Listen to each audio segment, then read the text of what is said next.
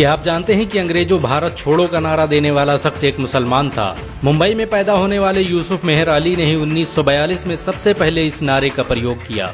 Simon go back का नारा भी यूसुफ मेहर अली ने दिया था। मुसलमानों ने भारत की आजादी में बड़ी ही क्रांतिकारी भूमिका निभाई।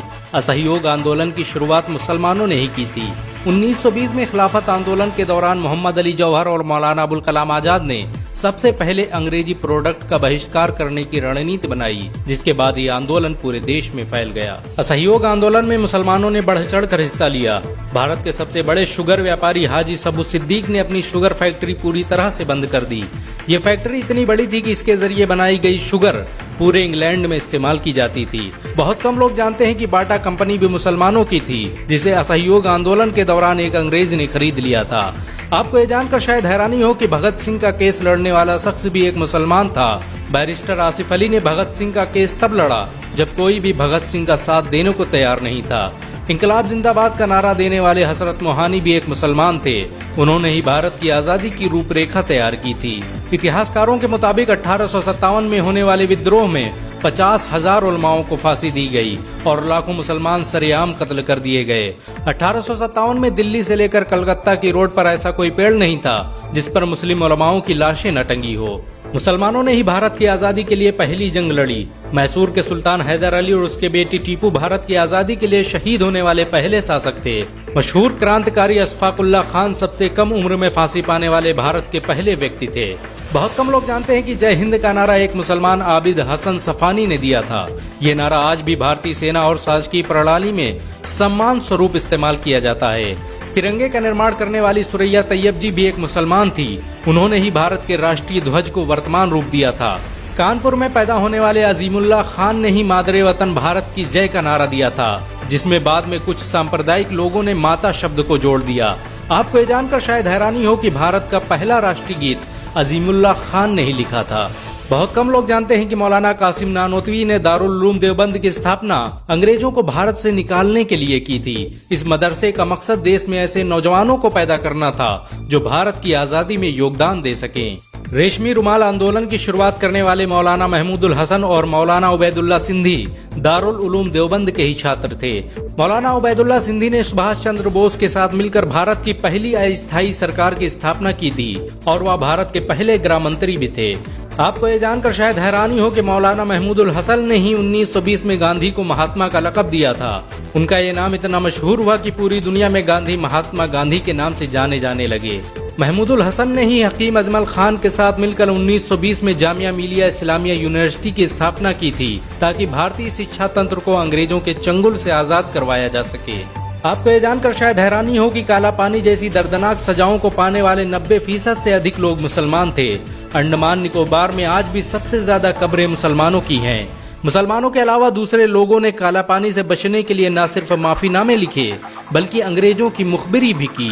मुसलमानों ने ही अंग्रेजों के खिलाफ सबसे पहले हथियार उठाए। 1772 में शाह अब्दुल अजीज ने अंग्रेजों के खिलाफ फतवा देते हुए ऐलान किया कि अंग्रेजों की गुलामी हराम है और हर मुसलमान पर फर्ज है कि वो अपने मुल्क और देश की आजादी के लिए खुद को कुर्बान कर दे। 1857 में होने वाले विद्रोह की प्लानिंग एक मुसलमान मौलवी अहमदुल्ला शाह ने की थी। वो भारत के अकेले इंसान थे जिन पर अंग्रेजों ने 50,000 रुपए का इनाम रखा था। ये रकम इतनी बड़ी थी कि राजा जगन्नाथ ने पैसों की लालच में आकर अहमदुल्ला शाह की मुखबरी कर दी और अंग्रेजों ने उन्हें शहीद कर दिया। बहुत कम लोग जानते हैं कि 1857 में शहीद होने वाले 90% लोग मुसलमान थे। जालियांवाला बाग में जनरल डायर की गोलियों का निशाना बनने वाले अधिकतर लोग भी मुसलमान थे। भारत की आजादी का नेतृत्व करने वाले संगठन इंडियन नेशनल कांग्रेस के 9 से अधिक प्रेसिडेंट मुसलमान रहे। गांधी जी ने अफ्रीका में जहां वकालत की पढ़ाई की, वो कॉलेज भी एक भारतीय मुसलमान का था और वह जब भारत में आए तो उन्होंने आजादी के लिए अली ब्रदर्स के साथ काम करना शुरू किया, जो कि मुसलमान थे। बहुत कम लोग जानते हैं कि 1921 में केरल के मुसलमानों द्वारा अंग्रेजों के खिलाफ लड़ी गई जंग में 3000 से अधिक मुसलमान शहीद हुए थे और 50,000 मुसलमानों को जेल में कैद कर दिया गया था। ये आंदोलन मोपला मुस्लिम आंदोलन के नाम से जाना जाता है। 1942 में शुरू हुए भारत छोड़ो आंदोलन की रूपरेखा मौलाना अबुल कलाम आजाद ने तैयार की थी। संविधान निर्माता डॉक्टर भीमराव अम्बेडकर को पहचान दिलाने में मुसलमानों का बड़ा योगदान रहा है। 1946 में जब भीमराव अम्बेडकर दलित होने की वजह से इलेक्शन हार गए तो बंगाल मुस्लिम लीग ने उन्हें मुस्लिम इलाके से इलेक्शन लड़ने की दावत दी। इस तरह भीमराव अम्बेडकर संविधान सभा का हिस्सा बन सके। अगर मुसलमान भीमराव अंबेडकर को इलेक्शन न जिताते तो उन्हें कभी भारत के संविधान को लिखने का मौका न मिलता।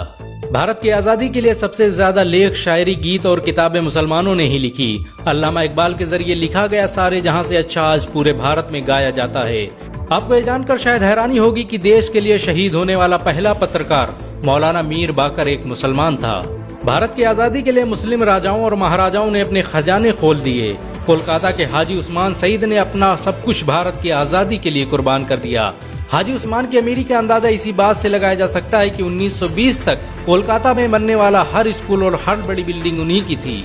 कोलकाता के पहले सुपर स्टोर कैश बाजार की बुनियाद हाजी सईद ने ही रखी थी, लेकिन बाद में उन्होंने अपनी सारी दौलत देश को दान कर दी और खुद एक किराए के घर में रहने लगे। अमीर हमजा और अब्दुल हबीब यूसुफ मरफानी जैसे मुसलमानों ने अपनी अरबों रुपये की संपत्ति देश की आजादी के लिए कुर्बान कर दी। सुभाष चंद्र बोस द्वारा अफगानिस्तान में स्थापित की गई सरकार में 9 में से 5 मंत्री मुसलमान थे।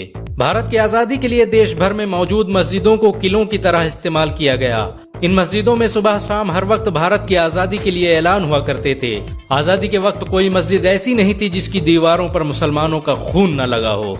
इन सब के अलावा ऐसे करोड़ों मुसलमान हैं जिन्होंने भारत की आजादी और उसकी अस्मिता के लिए अपना सब कुछ कुर्बान कर दिया। सच तो ये है कि भारत की आजादी मुसलमानों के बगैर मुमकिन न थी। भारत आज भी आजादी के लिए मुसलमानों का एहसानमंद है।